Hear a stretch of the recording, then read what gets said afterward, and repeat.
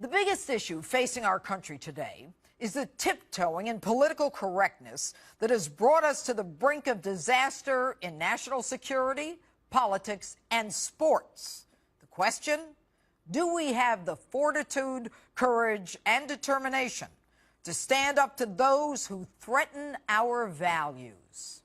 Last night in Alabama, President Donald Trump did just that and took no prisoners on the sports issue and the NFL players who disrespect our flag. Last year, San Francisco 49ers quarterback Colin Kaepernick, who, by the way, is without a team this year, began the protest by taking a knee during our Star-Spangled Banner. Wouldn't you love to see one of these NFL owners, when somebody disrespects our flag, to say, get that son of a bitch off the field right now, out, he's fired. He's fired! Total disrespect of our heritage. That's a total disrespect of everything that we stand for, okay? Everything that we stand for. The fallout was swift and certain. NFL Commissioner Roger Goodell called the president's comments divisive, saying they demonstrated an unfortunate lack of respect for the NFL, our great game, and all of our players, that the president exhibits a failure to understand the overwhelming force for good our clubs and players represent in our communities. Roger, force for good? Are you sure you want to get into this fight?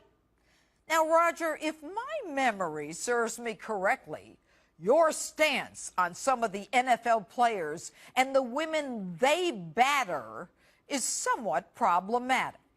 Think Ray Rice, Josh Brown, and a neuropathologist examining the brains of 111 NFL players found 110 to have CTE, chronic traumatic encephalopathy, the degenerative disease linked to repeated blows to the head. Instead of mouthing off how you are a force for good, Roger, maybe you ought to get ready to reveal damaging information when the lawsuits start. Think Aaron Hernandez. And according to USA Today, NFL player arrests are not only disproportionate to the general population, but the violence associated with these arrests is shocking. And I'm not even talking about the homicides. And Commissioner, instead of taking sides against the national anthem, maybe you ought to think about your stockholders, your investors. Even though the stock market, thanks to our President Trump, is at an all-time high, there is one area that is suffering greatly.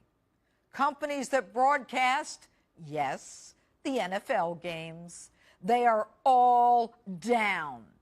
Do you think that just maybe there's a correlation between the NFL broadcasting stock slump, the NFL TV ratings fall, as the protests by these bozos rise? Attendance is down at NFL games. Sunday Night Football viewership is down at least 7%.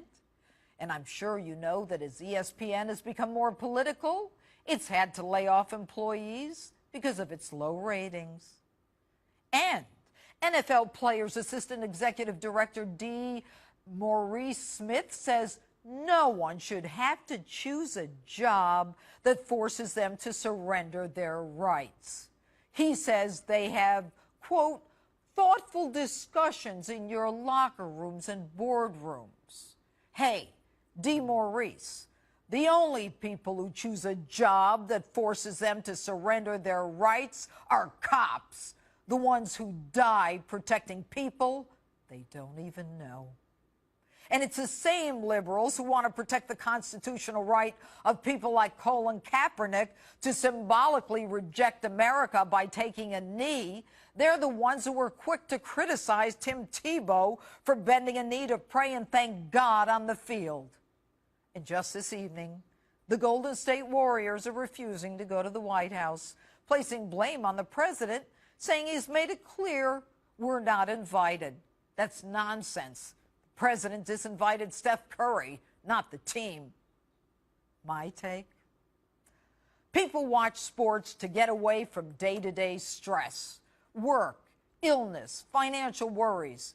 We don't need to be reminded of the political divisions.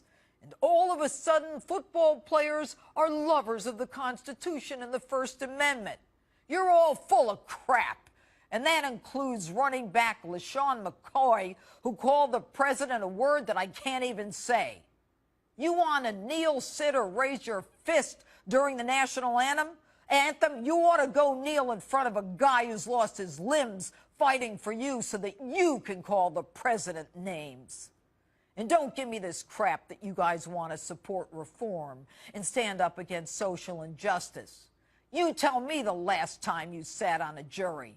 You tell me the last time you joined a school board or fought for laws that help people you supposedly want to help. When's the last time you voted, wrote a letter to your legislator or congressional representative? You want to convince America that this is about social justice and the Constitution? Then maybe you ought to get off your butts and do something positive for the country that's allowed you to make a fortune. America's been incredibly good to every one of you.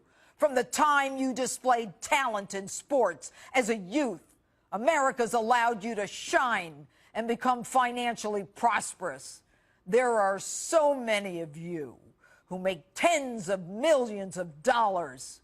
Why don't you get together and take care of the so-called social injustices instead of disrespecting our country, our nation, the country that has turned you into heroes while you train 8-year-olds who don't know any better to take a knee against America because they're taking their lead from all of you because they don't know any better.